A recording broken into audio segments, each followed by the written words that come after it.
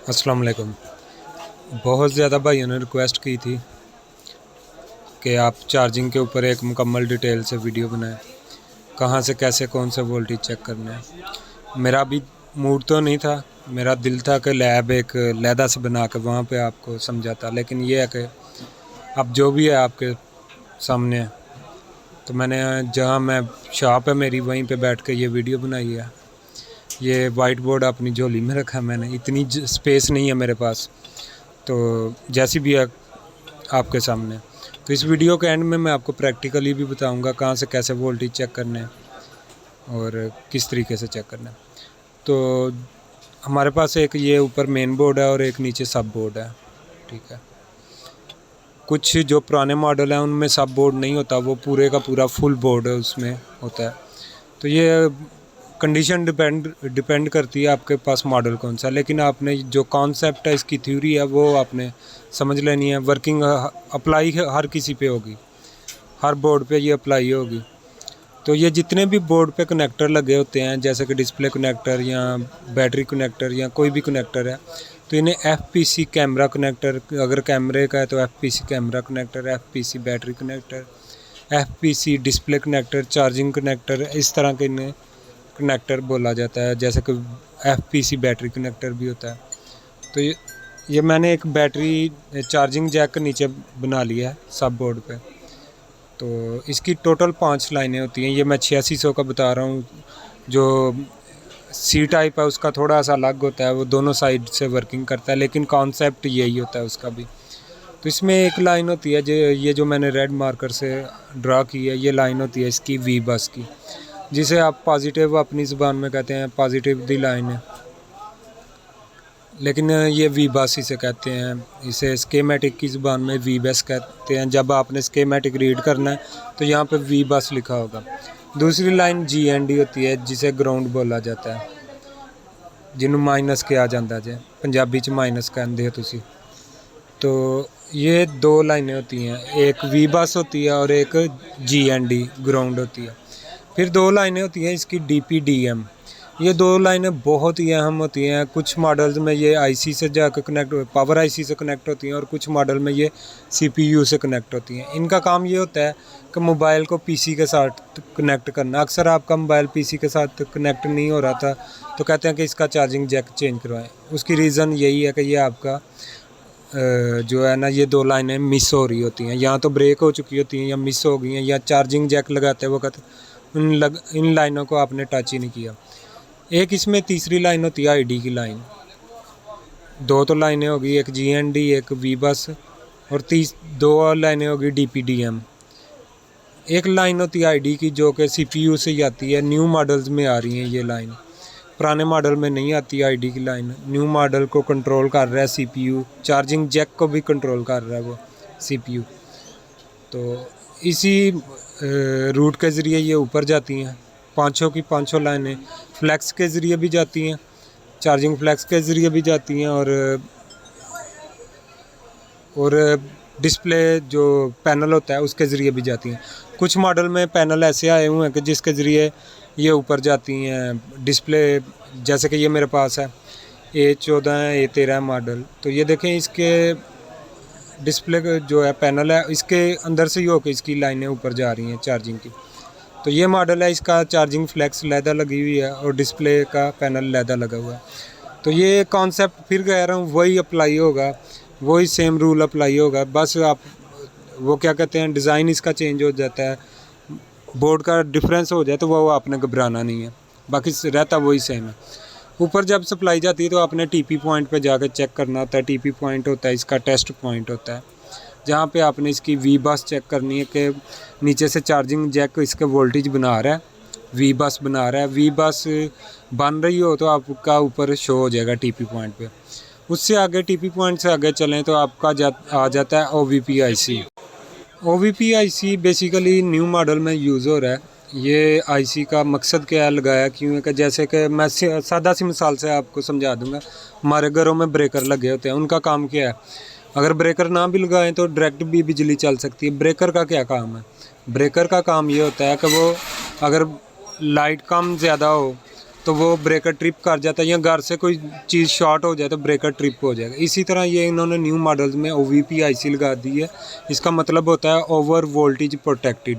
आपने सेट को चार्जिंग पे लगाया, वोल्ट कम ज़्यादा हुए हैं लाइट की वजह से, तो ये क्या होता है कि या तो जल जाएगा या वोल्टेज को रोक लेगा, पीछे ही रोक लेगा। तो इससे आपकी ना तो सेट डेड होगा और ना ही चार्जिंग IC को कोई फ़र्क आएगा। और अगर बिल फर्ज ये जल जाता है या हो जाता है कुछ, तो इसको हम डायरेक्ट जंपर कर सकते हैं, यानी कि इसकी करंट को पास कर देंगे। जैसे कि ब्रेकर की मैंने मिसाल दी है, ब्रेकर के बगैर भी आपकी बिजली चल सकती है घर की। तो सेम इसी तरह ये भी रूल यहाँ पे अप्लाई होगा। इससे आगे जो लाइन जाती है ये V बस ही होगी, OVP से भी निकल के ये V बस ही कहलाएगी। ये चली जाती है आगे IC चार्जिंग IC में। इसको DC to DC IC भी कहते हैं, चार्जिंग IC भी कहते हैं। तो काफ़ी ज़्यादा इसका ना कुछ मॉडल में PMI 632 लगी हुई है, BQ 25601 लगी होती है।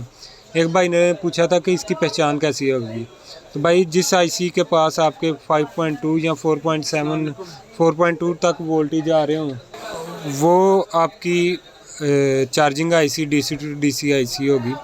इसका काम क्या होता है कि ये आपके वोल्टेज को फ़िल्टर कर देती है। जो पीछे से 5.2 से 4.2 से लेकर 5.2 तक V बस की लाइन होती है, ये जो पीछे से वोल्टेज आ रहे होते हैं इतने ज़्यादा, इनको आगे फ़िल्टर करके इनमें जो कुछ होते हैं वोल्टेज, नाकस वोल्टेज, उनको फ़िल्टर करके आगे आपका 3.2 से 4.2 तक वोल्टेज आउटपुट देगी, जो कि V बैट पे जाते हैं और जिससे बैटरी आपकी चार्ज होती है।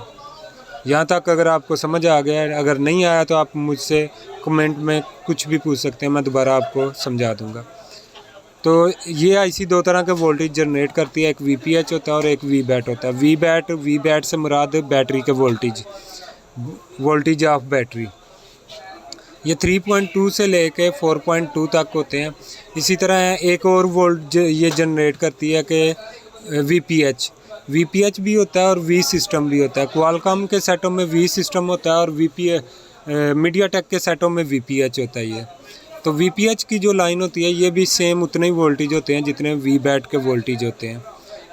3.2 से लेकर 4.2 तक ये वोल्टेज होते हैं। V बस के वोल्टेज 4.2 से लेकर 5.2 तक होते हैं।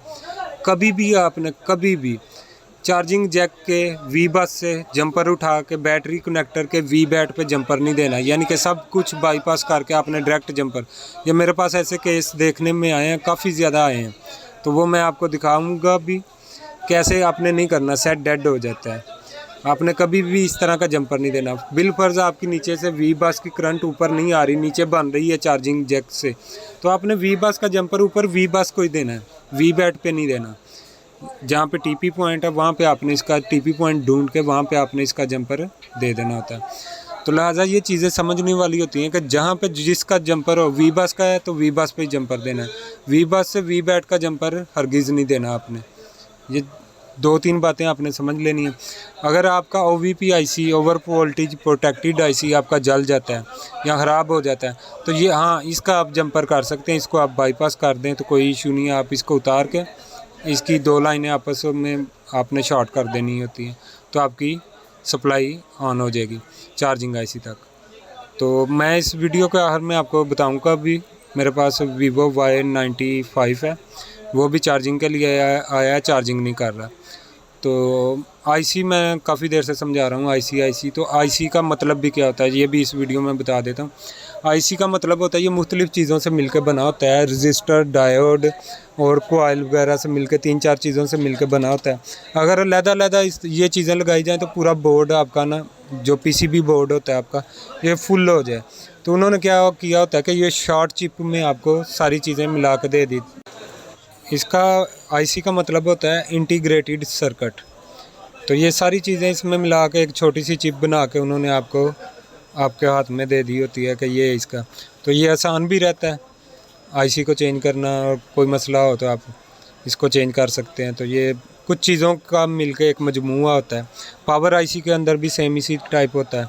तो जैसे जैसे आगे जाएंगे मैं सब चीज़ों को आपको वजाहत करता जाऊंगा। अच्छा, VPH का क्या होता है मीनिंग? कुछ लोगों ने इसका विजिबल पेंटी वोल्टेज का होता है, कुछ ने कुछ का है, लेकिन विजिबल पेंटी वोल्टेज होता है। V सिस्टम होता है वोल्टेज ऑफ सिस्टम के लिए वोल्टेज। तो ये हमारे पास वीवो मैंने बोला था Y95 है, तो ये चार्जिंग के लिए आया हुआ है। तो सबसे पहले मैं इसकी, जैसे मैंने थ्योरी समझाई है, वी बस चेक करूँगा। वी बस चेक करते हैं इसकी। वी बस के वोल्टेज इसके ये पॉइंट है इसका। तो ये देखें यहाँ पे 4.2 से लेकर मैंने कहा था 5.2 तक होंगे, तो ये बन रहे हैं 4.8 तक आई थिंक बन रहे हैं वोल्टेज इसके। तो चलें दूसरी साइड, बोर्ड के दूसरी साइड पे भी चेक करेंगे इसको। 4.9 तक वोल्टेज इसके बन रहे हैं। तो बोर्ड के दूसरी साइड पे भी जाकर चेक करते हैं। ये वोल्टेज फ्लैक्चुएट हो रहे हैं, होने नहीं चाहिए ये वोल्टेज फ्लैक्चुएट। तो बोर्ड के दूसरी साइड पे भी इसके वोल्टेज चेक करते हैं क्या सीन है, कितने वोल्टेज हैं।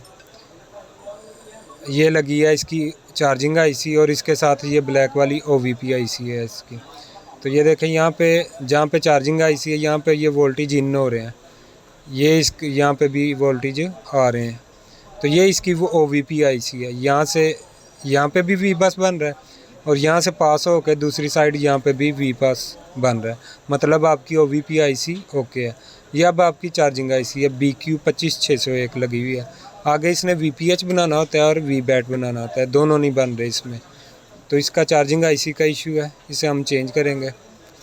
तो चेंज करने के बाद इसके देखेंगे वोल्टेज वगैरह क्या होंगे, वी बस वगैरह इसका कंप्लीट बन गए। तो ये मैंने एक वीडियो 12-13 मिनट की वीडियो में आपको कंप्लीट समझा दिया। अगर आपको पसंद आए तो मैं आगे इसकी बैटरी कनेक्टर पे भी वीडियो बनाऊंगा। लाइक शेयर सब्सक्राइब ज़रूर करना इस वीडियो को, क्योंकि बहुत मेहनत टाइम निकाल कर ये वीडियो बनाई जाती है। अपना काम छोड़ के आप लोगों के लिए वीडियो बनाता हूँ मैं।